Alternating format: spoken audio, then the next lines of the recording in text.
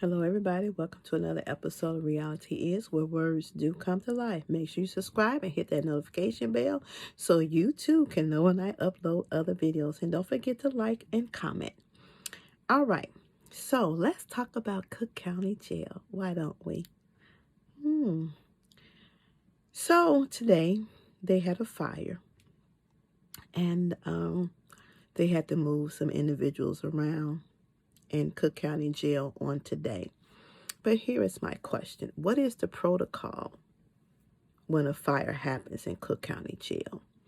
And as we know, it snowed and it's still snowing. So are they provided coats to go outside if they have to go outside? What is the protocol? Do you alert the family members if something like that happened? How do the officers cover? Do they have enough officers to cover? Do they have emergency evacuation for Cook County Jail? Do they? That's my question. And the second part to this is it's infested with mice. Why is inmates talking about they have mice in their room? Not one, but two. Now, as we heard time and time before, it's supposed to be a clean facility.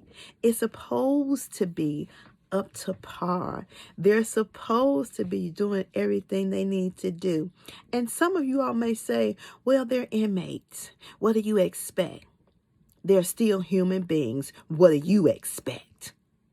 And if you're not going to treat your family members like dogs and animals, why would you treat any other human being like dogs and animals?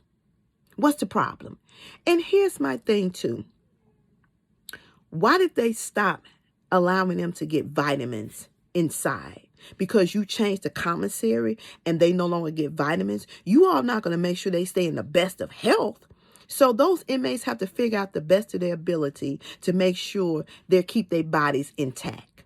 Because a lot of them come out of there, they go in there healthy and they come out of there unhealthy. And it's your fault that it happens because the first reason is the food that they're being served. And I don't care how much you keep saying and you keep stating that they get, like one person chimed in, oh, they get good food. They get sandwiches and they get something to drink. That's a lie. I've seen it with my own eyes. The slop tray that they're served. You know how you take oatmeal, and I don't like oatmeal like that. You take oatmeal and you leave it out and it starts to turn color. And then you throw some water in it to try to soup it up. And then you take some other kind of mushy shit and you mush it together and you throw it on a plate and then you try to feed it to them. Human beings. Human beings. And again, I'm going to keep reiterating this again, per Kim Fox, 85% inside is black and brown. And more than half is likely innocent and have not been to trial. I have a relative that's been in there past 2 years, still awaiting, not guilty, not innocent. And he's not just the only one. There are others that's inside those walls. And I can't understand for the life of me what is the stall process.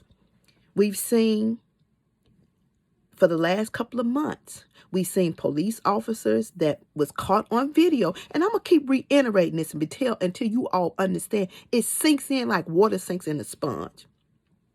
We've seen white police officers that been caught on videotape doing something to a black man, have gotten off, found not guilty. Matter of fact, they got bond and they was out the next day. We saw at the Capitol what they did. There was a videotape and a lot of those are out. We saw not too long ago that your dumb ex person, number 45, part 90 individuals. 90. And you know what color skin that was? They was all white. So what is wrong with this picture? Then I get a message that the chief judge has no say in nothing. So explain to me, why are you the chief judge, Timothy Evans? Or any chief judge? If you have no say so, Why are you holding that title? It's just like a regular team lead. And if the team lead can't do it, then you move to the supervisor. And if the supervisor can't do it, then you move to the director. And you keep going up the hill because each position holds a little bit more power. And that is the purpose of the chief judge. And I'm not understanding. See, I have a problem with this whole system that it's the black and brown that is being held. It's the black and brown that's being stalled. It's the black and brown that's being set up. And then you steal their lives for years. And then organizations like the Innocent Project has to come along and reopen up the case. And then you find out that there was no real evidence in there that should have been used to convict them. Or you find out that they was the wrong individuals that you locked up from the get-go. Or you find out that they was not the initiator, but they was protecting their own self from harm. That's what they was doing. But we don't look at none of this stuff. We don't. We don't look at it at all. We don't. And as I've said before, and I'm going to keep saying this, every time a black and brown individual step into anybody's courtroom before a white judge, 9 times out of 10, he or she has already been labeled. He or she has already been found to be guilty, and he or she will not be allowed to get bond to go home. But yet and still, I'm going to keep bringing this up too. Kyle Rittenhouse, 17 years old, walking down the street with an assault rifle, got bond, killed 2 people, not one. He killed 2 people on purpose, videotaped and all. And he got to go home to his family. And there's a lot of our family members, our friends, are locked up in this system, and you all will not give them the bond. You will not put them on electronic monitor, and you won't let them go home. And they haven't been found innocent or guilty. And then you all think that you call this system justice is fair. It's not fair. It only works for those who are white. And that's called white privilege. It don't work for black and brown. It just don't. And that is the disconnect. So when your state's attorneys, when your elected officials, anybody who's representing the law gets before anybody and make these stupid ass comments about things, and we see how it is played out differently when it's a white person, that's where the problem comes in at. And again, I say it's the judge's accountability that this is allowed. And it's also the state's attorney's office that this is allowed. Because you don't have to stall. It don't take you no time to find out what's going on with the case. It's only stalled for the black and brown.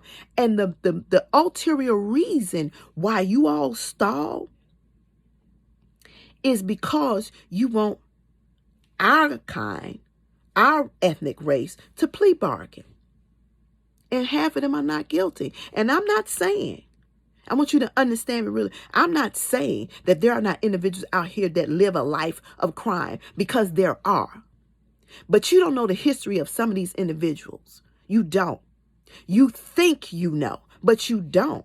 Do you really know the motive of the person? You don't. Do you really know the backstory all the time? You don't. You just don't. And sometimes it depends on the connection of the individual, how things are stalled.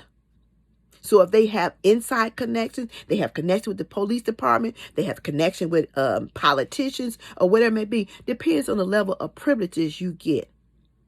And that's unfair. So if justice is going to be justice, justice need not to be blind, and justice, the scales of justice needs to balance out, and justice needs to be fair and not just us.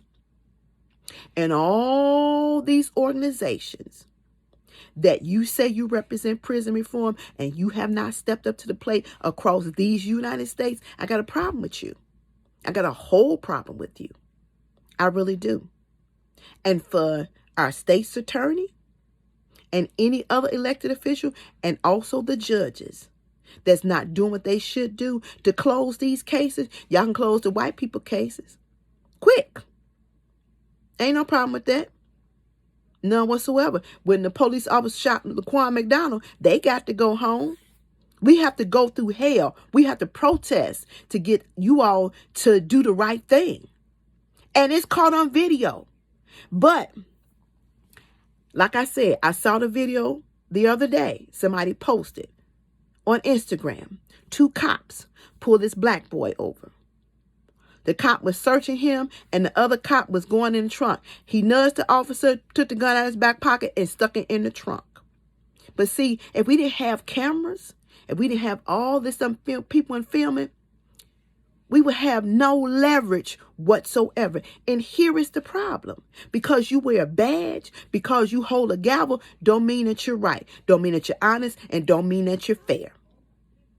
And you take an oath of office for your position that a lot of y'all don't hold up to that oath of office. And your asses need to be ejected from the seat, especially Chief Judge Timothy Evans. If you send out these letters to everybody that they're sending you some concerns about what's going on, and you constantly send out these scripted letters back to your through your administrative assistant or your executive assistant or whoever the hell they supposed to be, and you don't do nothing, shame on you. You don't need your seat, and you damn sure don't need your title. For our senator and our congressmen, if you all not going to do nothing, you don't need your seat, and you don't need your title neither. Stop running your mouth about things like you're concerned about stuff and you're not concerned about it. Enough is enough, and we're sick and tired of being sick and tired. Enough is enough. Your Tom Darts and your Tony Prepwinkles. Cook County Jail is nasty as hell. It's horrible. And I say, if you let everybody else go, then let the black and brown go too. What you holding them for? Why are you all stalling the process? That's my question. You trying to find something that you can't find, that you think you could find? You did that with the 5 boys when they see us. They was innocent as all get out. And somebody came forth, but because they was black, you send them up the river and you stole those boys' lives. And you've been stealing lives ever since. You've been stealing away 400 years ago when you took the black man out of the house. That was stealing somebody's life. And you still justifying it to this day. And I'm sick of it. And anybody else who's been through this, you should be sick of it too. And we need some pushback. We need some voices raised for these issues that we're dealing with. And I've seen a lot of celebrities talking about we need to step up. And I've been sending them the copies of these videos. And you all ain't said nothing either. So don't get back on nobody's social media talking about what we should do as a race of people if your ass ain't going to keep your word to what you say. How about that? All right. That's another episode of Reality Is Where Words Do Come to Life. Make sure you subscribe. Hit that notification bell. Like and comment. Let me know. Give me your opinion, your thought process. Until we talk again.